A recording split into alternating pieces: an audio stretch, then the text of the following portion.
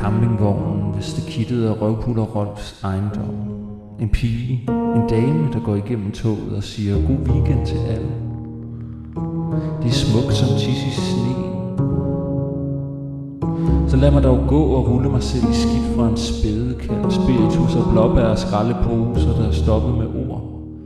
Som en bulet postkasse og kommentarer på siden af toget og låget, der ryger og skyer, der ligner mønstret i ørkensanden. Eller en gammel bremsespor i bomuld.